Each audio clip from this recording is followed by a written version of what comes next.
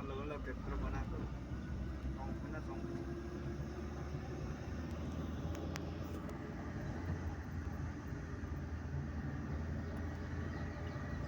लाग्यो कि बोकिहाल्नु जन्मनु मात्रै साह्रो हौ के छिटो हुर्किन्छ नानीहरू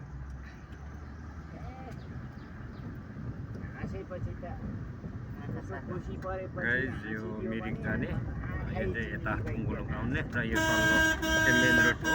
दुधेबाट आउने है गाइस ज्यामान बुङकुलुङ आउँदा यो बाटोमा आयो भने तपाईँलाई सिलिगुडीबाट आउनु मोटामोटी 40-45 मिनट लाग्नेछ ल गाइस सो सिनहरू मन परे घुम्न आइदिनु होला भन्ने अनुरोध गरे एकदमै सुन्दर शान्त वातावरण परिवेशहरू छ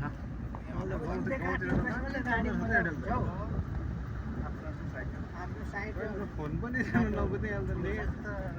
बुङकुलुङसम्म त्यस्तै राम्रो बाटो पाउनुहुनेछ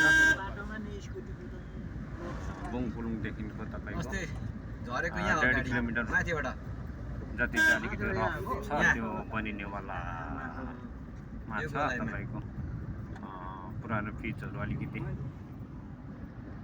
भएर अलिक रफ रोड भएको छ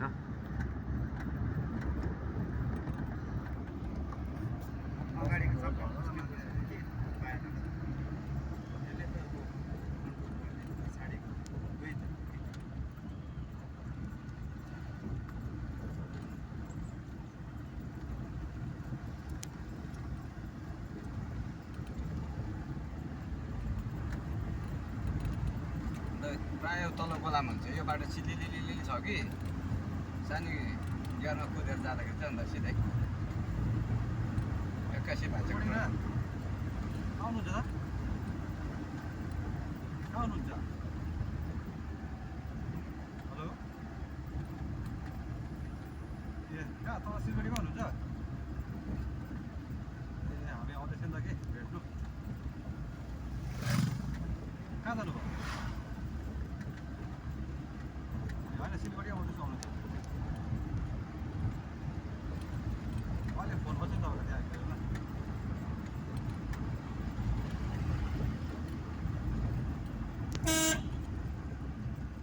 ल सिलगढीमै घरमा छ अरे को चाहिँ घरमा बुढो घरमै छ अरे त्यही त निस्किएपछि चाहिँ सिधै निस्किन्छ भन्छ नि त बुढो घरमै छ हामीलाई केही थाहा छैन हामी वरा पिन्टर भिलेजमा जाउँ भन्थ्यो नि त शिवसँग त अघि बात पनि भयो नि यिनीहरूले पैसा कमाउन सक्यो त्यो साइडको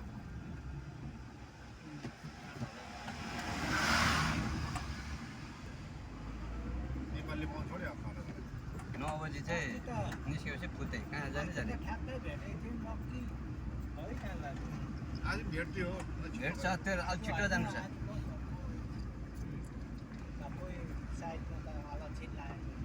विशाल त्यो पेपर तेरोमा छ कि प्रिन्ट आउट गर्ला कुन चाहिँ पेपर त्यो इस्टिमेटको त्यो र अर्को पेपर दुइटै कुन चाहिँ अर्को चाहिँ एप्लिकेसनमा हालेको छु कहाँ छ यहाँ एप्लिकेसन अरे दुइटा हालिदिएको छु अगाडि एप्लिकेसन पछाडि त्यो हालिदिएको छु सबलाई नहेर्ने त खै अन्तर दाजुले हेर्छ भनेको त्यो 1947 सालकै बुढो हुनु खोजिबस्छ फेरि हेर्दै हेर्दैन यसो ग्रुपमा यसो हेर्नुपर्छ नि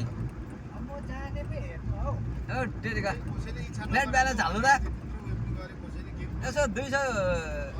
250 को हाल्नु सक्छ है अहिले मैले किन ढाट्नु 250 को हालिरहेको रिचार्ज त कि 250 को अहिले म रिचार्ज गरिदिन्छु ल अरे हेर्नु सकिहाल्छ त्यहाँदेखिको म सिकाइहाल्छु नि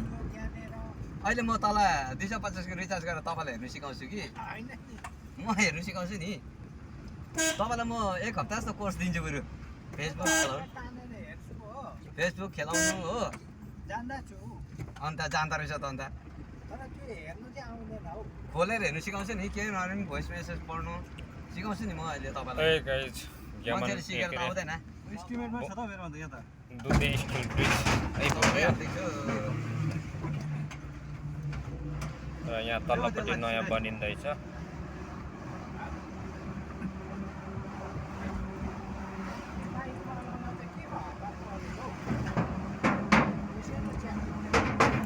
यो चाहिँ दुधेको स्टिल ब्रिज है साथी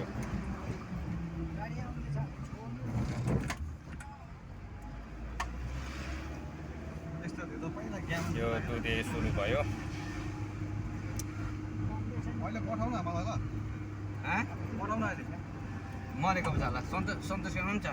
मैले फोनै बोकिरहेको भन्छु लेटर चाहिँ कहिले हालेको थियो तिमीले कहाँ हाल्यो लेटर हालेको छैन ए लेटर छैन रहेछ छैन हौ हालेको छैन आउँदा यहाँ भइहाल्छ लेटर छैन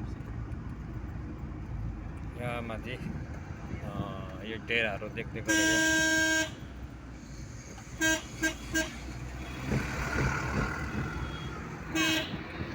बाङ्गे बजार हो यो बाङ्गे बजार भन्ने गर्छ सन्डे चाहिँ भिड लाग्छ हाट लाग्छ भने सन्डे चाहिँ तपाईँको यहाँनिर मार्केट लाग्ने गर्छ अहिले चाहिँ गरम मात्रै देख्दैछ भन्न सन्डे चाहिँ जान्दैन रहेछ आइतबारको दिन यहाँ पुरा हाट लाग्छ मान्छेको भिडभाड हुन्छ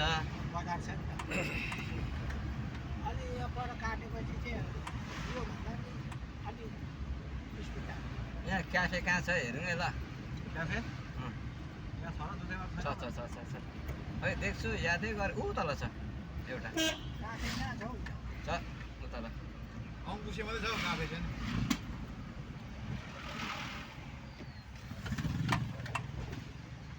आज ग्यारेजमा हाल्छु गाडी काचक कुचुक बनाउँछु पुरा साइकल लागिसक्यो मलाई त मेन्टेनेन्स पनि हुनु पऱ्यो नि गाडी सिधै लगेर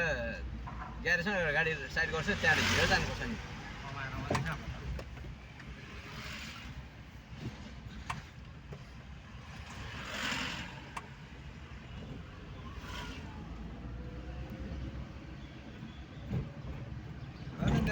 मर्यो छ नि हो कहाँ छ यही छ दुधै भाइ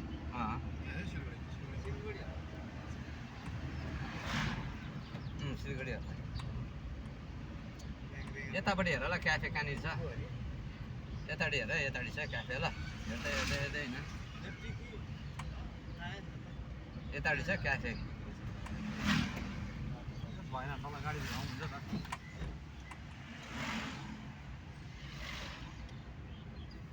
छोडेर आइसक्यो होला म र अब यहाँ त के हुन्छ बजार त काट्यो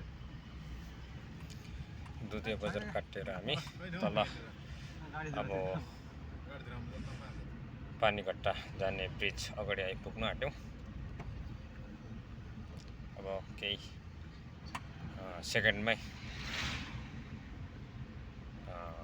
पानीघट्टा जाने बाटो छुट्टिन्छ यो गाडीबाट जाने र यहाँबाट तपाईँ जिरोबाट तपाईँ पानीघट्टा जानु सक्नुहुनेछ